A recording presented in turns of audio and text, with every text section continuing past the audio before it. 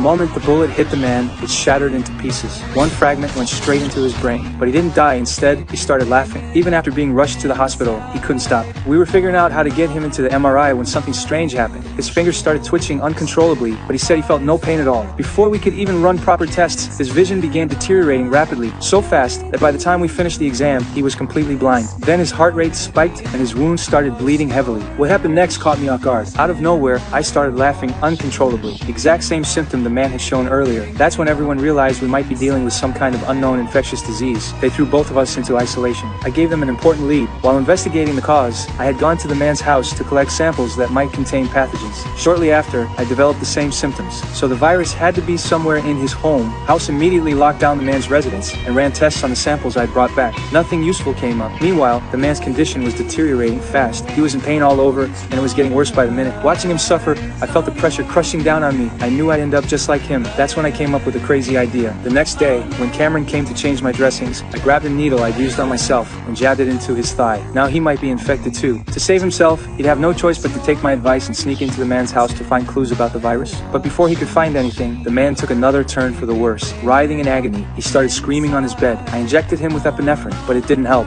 House said it was hyperalgesia. The virus had spread to the pain receptors in his brain. The pain would never stop. The only option now was to put him in a medically induced coma. That's when Cameron found a bucket of pigeon droppings in the man's house, used as fertilizer for his plants. It was the perfect breeding ground for Cryptococcus. Once it gets into the brain, it causes rapid heartbeat, blindness, and uncontrollable pain, exactly matching all the symptoms. We immediately started treatment for Cryptococcus and tested the pigeon droppings. But after the medication, the man didn't improve. His heart stopped. I hit him with a full dose of epinephrine and did everything I could to resuscitate him. Nothing worked. The test results on the droppings came back negative for Cryptococcus. Dead end. Looking at the man lying dead on the bed, I saw my own fate staring back at me. Just when I was losing all hope, House quietly handed me an ice pick and a hammer. He wanted me to extract a cerebrospinal fluid sample from the man's brain for a biopsy to find out exactly what had infected him. That way, I could get targeted treatment, but the hospital administrator rushed in to stop us. He insisted this was an unknown infectious disease and had to be handled by the CDC. Like I cared about protocol at this point. By the time the CDC figured out the cause, I'd be dead. I swung the hammer without hesitation. You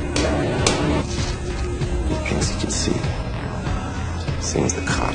Need something to bag the sample. House pointed out that all I'd collected was cotton from the mattress, but I insisted I'd gotten a proper sample. Clearly, my condition was deteriorating too. Just like the man had experienced a day earlier, my vision was starting to go. The CDC took the body away shortly after. House's plan to find the cause through the corpse was shot. Even scarier, my condition was worsening faster than expected. In less than 2 hours, my pain level had hit an 8. I realized if I didn't do something to save myself, I was a dead man. I begged House to do a cerebrospinal fluid biopsy on me to find the cause. House flat out refused. He said one wrong move in that procedure could turn me into a vegetable. But I wasn't giving up. When Cameron came to change my dressings, I grabbed